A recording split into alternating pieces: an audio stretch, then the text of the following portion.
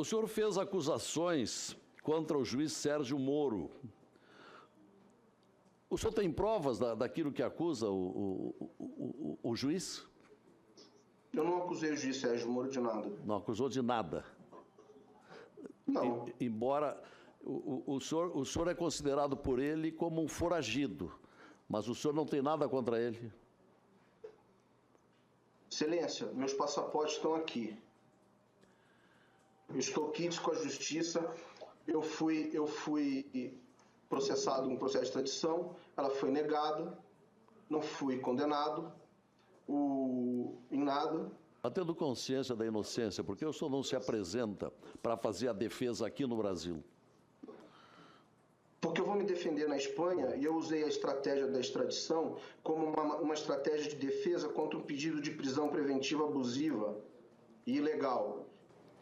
Com relação à delação, a primeira delação que aconteceu foi da UTC, do seu Ricardo Pessoa e do seu Valmir Pinheiro, que eu não os conheço. Eu trabalhei para a UTC, mas trabalhei, eu me reportava e quem me contratou e tratava de honorários, etc., era o advogado Ivan Carratu. Na verdade, essa delação dos dois, do Ricardo Pessoa e do Valmir Pinheiro, ela aconteceu praticamente um ano depois, em relação a mim, um ano depois de que a delação deles foi homologada pelo Supremo Tribunal Federal. Então, e eles foram questionados pelo procurador em Curitiba, o Robson Possobon, que lhes perguntou a meu respeito. Como eu era advogado da empresa, foi feito um contato, o senhor Ivan Carratu fez contato comigo, que estavam pressionando para que falassem a meu respeito. Eu falei, mas falar o quê? Inclusive, eu salvei as mensagens que eu troquei com o Ivan e com o doutor Ivan e encaminhei a CPMI. Essas mensagens são da mesma data do vamos dizer, depoimento, entre aspas, prestado pelo seu Ricardo e pelo seu Valmir Pinheiro aos seus próprios advogados no prédio, no seu escritório, na UTC. Não havia presença de nenhuma autoridade, de nenhum procurador, delegado de polícia, nada. Eles falaram com os advogados deles, fizeram uma carta, assinaram e encaminharam essa carta à Procuradoria, dizendo que, em resumo, que parte dos honorários que eu recebi, eu devolvia em dinheiro em espécie, na garagem da UTC. Ofereceu-se ao senhor a oportunidade de um acordo de colaboração premiada? Sim. O Ministério Público Federal disse que isso é mentira, que eles não quiseram saber de qualquer tratativa com o senhor. Isso não é verdade. Eu encaminhei essa comissão a cópia do e-mail que eu recebi da rede do próprio Ministério Público Federal, enviado pelo seu procurador Robson Possobon, procurador Júlio Noronha e copiado também ao procurador Carlos Fernando Santos Lima. Agora, eu gostaria que o senhor aqui nos informasse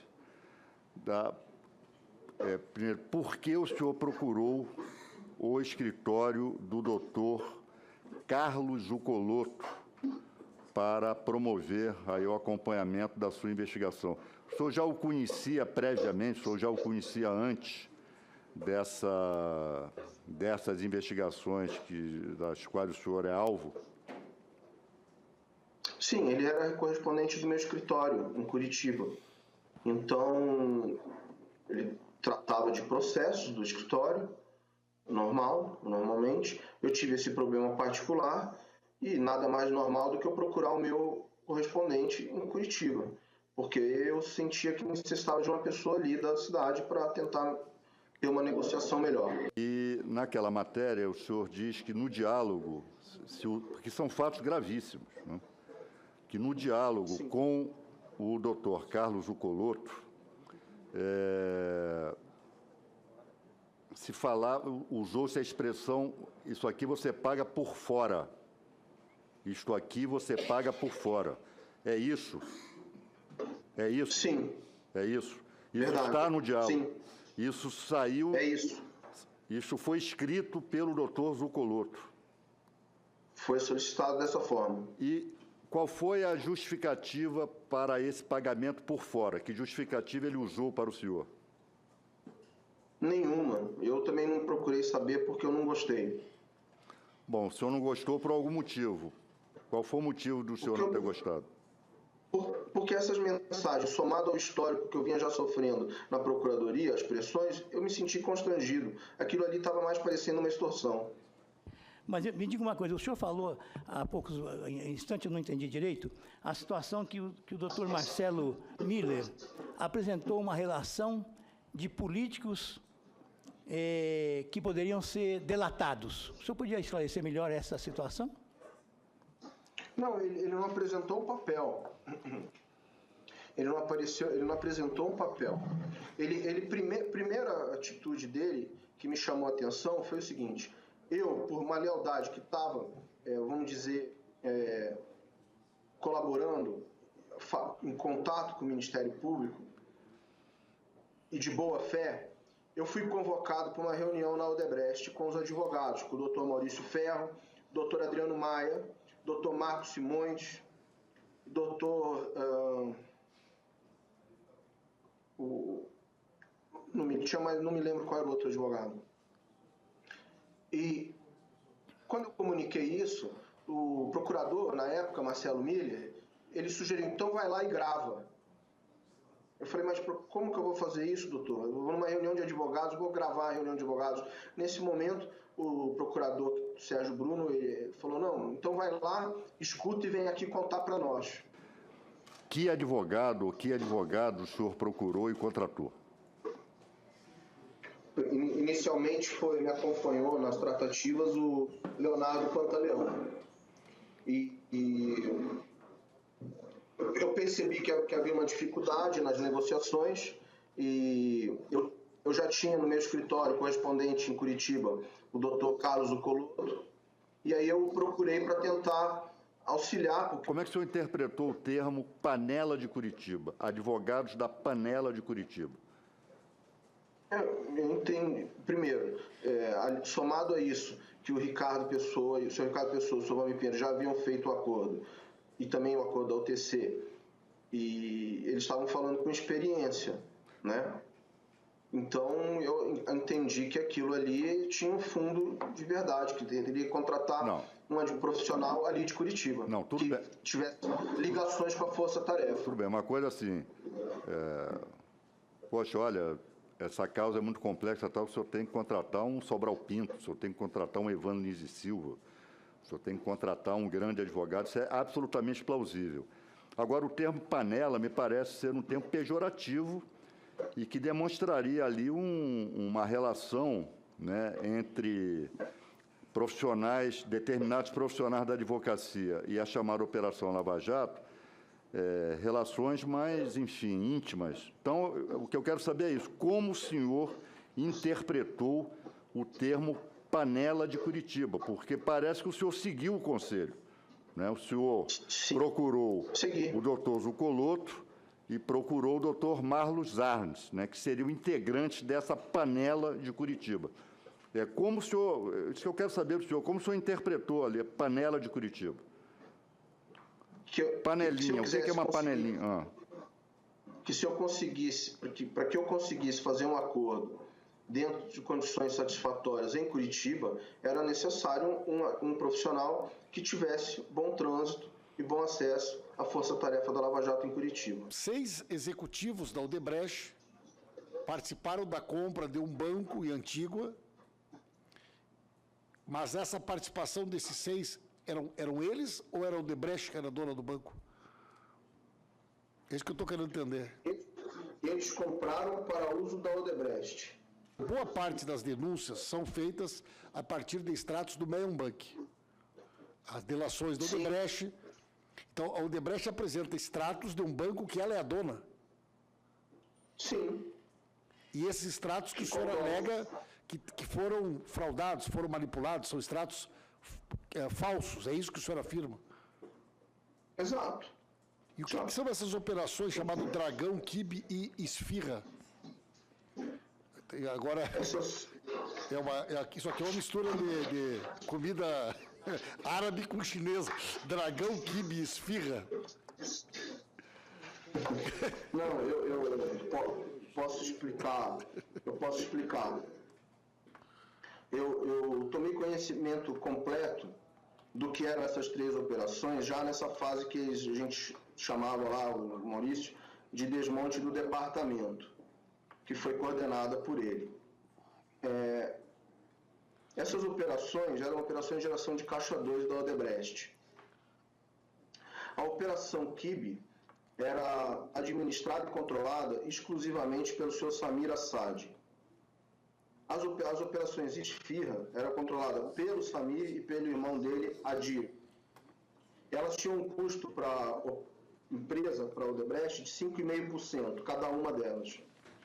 Parte do dinheiro recebido pelo Samir, ele pagava comissão para o Sr. Humberto Silva, que é diretor do Departamento de Operações Estruturadas. A Operação Dragão foi um espelho que eles criaram das operações Kibe e Esfirra.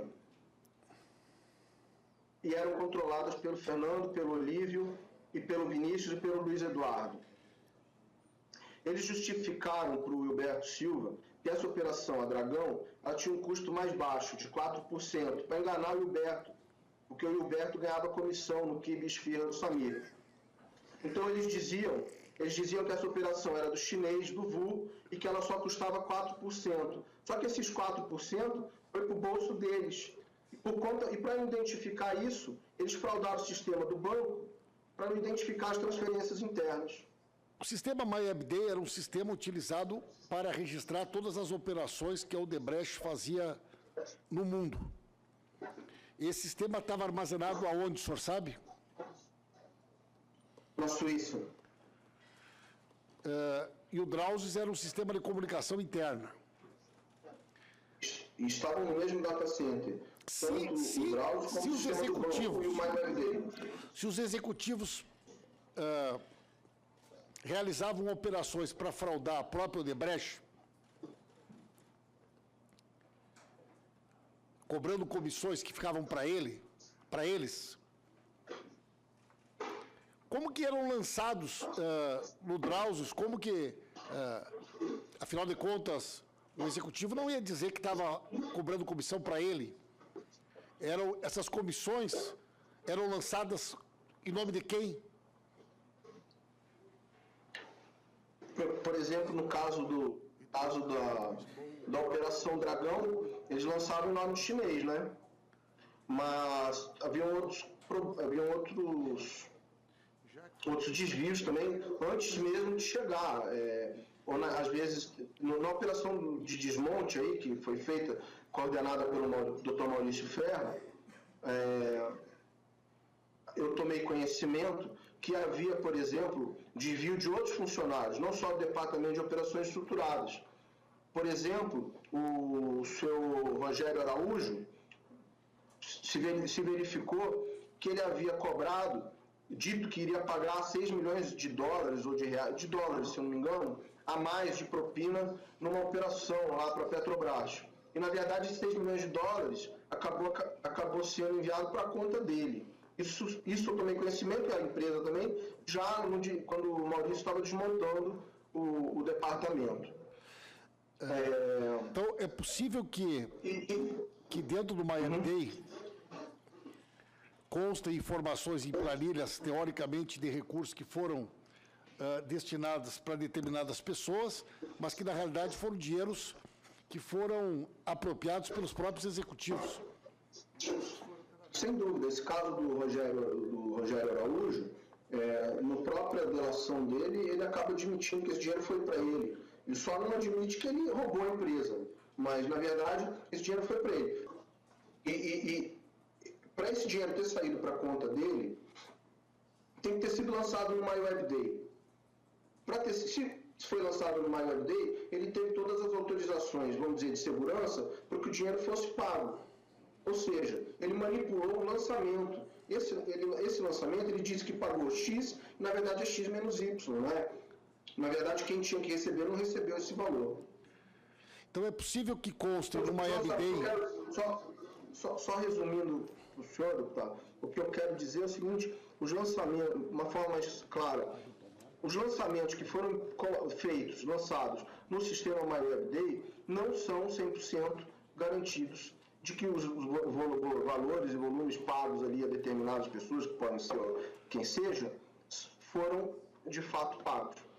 O senhor JB era o presidente, Benedito Júnior, BJ, era o presidente da construtora Odebrecht, que deve ter sido a empresa que mais negociou com o governo, pelo menos é esse o meu pensamento. Num determinado momento, uma busca e apreensão na sua residência localizou.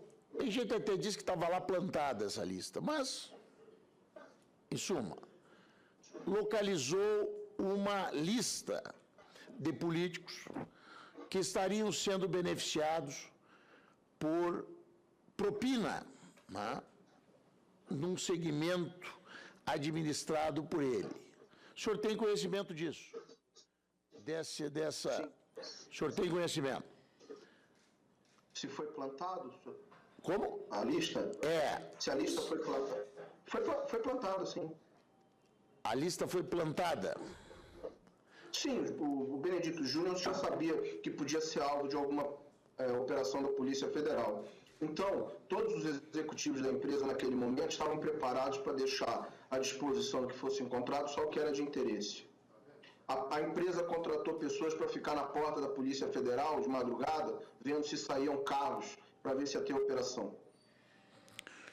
Positivo. Posteriormente, essa lista praticamente foi esquecida. Não se falou mais da lista. E surgiu uma nova relação. Surgiu uma nova relação com nomes acrescentados e nomes subtraídos. Pode ter havido algum... O que justifica essa... O que justificaria esta disparidade entre a lista encontrada e depois as palavras ditas em seus depoimentos pelo senhor Benedito Júnior? O senhor diz em relação a políticos que estavam aí, exatamente, né, na lista? Exatamente. Eu entendo que isso é fruto da delação à la carte. Delação à la carte. Pede, isso, eu entendo. Não é doação à notícia, é doação à la carte. Não, delação à la carte eu vou dar um exemplo que se passou comigo. O ex-procurador Marcelo Miller, ele, quando esteve comigo, ele começou a dizer uma lista de parlamentares. Qual que o senhor conhece? Qual que o senhor pode entregar? Qual que o senhor pode falar? A sua irmã é advogada, trabalhista, advogada? Sim.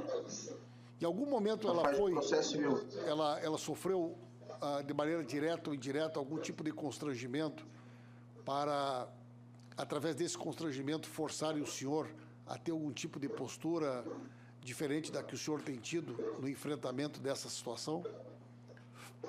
Bom, inicialmente, nas vezes que eu estive com o Ministério Público, nas tratativas, eles sempre deixavam entender que se eu não fizesse o que eles queriam, eles iriam tentar incluí-la nas minhas acusações, simplesmente porque era sócia da minha sociedade de advogados.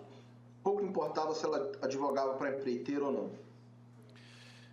Num segundo momento, depois que saiu essa matéria da Folha de São Paulo, envolvendo o Dr. Carlos Zuccolotto, pela jornalista Mônica Bergamo, nesse segundo momento,